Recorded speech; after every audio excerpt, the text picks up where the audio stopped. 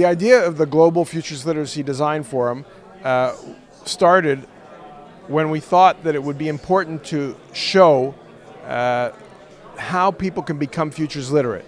So the goal of the forum was really to make clear that a lot of people can quite easily enter into the space in their heads related to thinking about the future.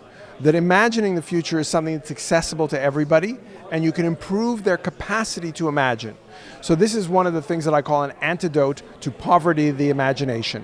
And the forum really showcases how there's lots of different ways to engage people with their imaginations and get them to realize that they can themselves imagine the future. And therefore, they can become they can get a better understanding of where their hopes come from and where their fears come from, and also diversify their thinking about the future. So the idea was to demonstrate that in order to then say to governments and companies and communities, look, if you want to create more futures literacy, you can do it. It's not that hard. And we wanted to show that in the international diversified way that we did today with 28 different laboratories and people from all over the world. This forum was designed to generate energy, to show that futures literacy is something that's achievable, that's something that people can learn about and use in a very practical way. So we're building up a sense of confidence and a sense of familiarity with the tools and the goals and the different ways of using the future. In order to get to that goal, we've brought together all these people who are able to express their different perspectives, but at the same time, be based on something that's very fundamental to all living things, which is we live in time-space.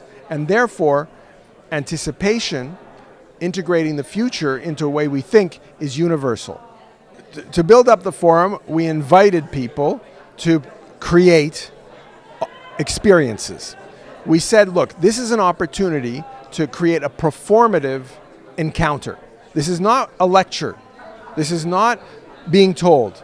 This is showing that you can experience imagination, that you can become more connected to your imagination. And we wanted people who are doing this in many different places, in many different ways, to show that it's doable. We didn't have very much time, and we wanted to be global. And so we invited everybody to bring their own dinner.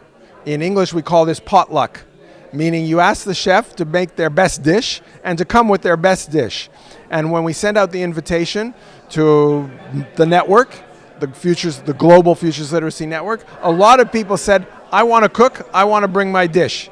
And so that's what they did. It's a very complementary and powerful dynamic that occurs when people realize that there's something they don't understand and they want to understand it better.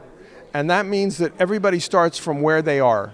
To understand it better from a university perspective is to understand the anthropology, the culture, the history, to understand how narrative structure, the hero's journey, informs the way we actually shape our imagination.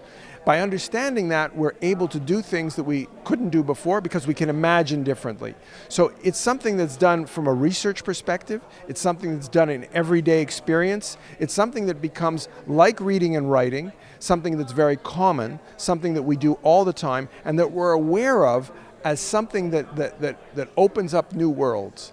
And so I think that the diffusion of futures literacy depends on the investment across the board in many different kinds of futures literacy. One of my colleagues calls it futures literacies, plural. But the point at the bottom of all this is that anticipation is a crucial element in our relationship to the world around us. And that if we don't become more futures literate, we cannot overcome our fear of complexity, our sense of disempowerment because we can't control the world. And this is a very terrible feeling to have. So futures literacy is something that's really important all around the world, in today's world in particular. What follows on from this is work by a network of people developing tools and catalogs, developing resources for people who want to integrate. I don't say apply, it's not added on, it's integrated into what they're doing. In other words, the future is part of almost everything everybody does, but we don't think about it. The question is not to add the future on as something extra. It should be integrated within what we do and what we think. And so our hope is over the next year, we will develop more ways, more doors, more gifts, more invitations for people to be able to appreciate the unbelievable capacity that humans have to imagine.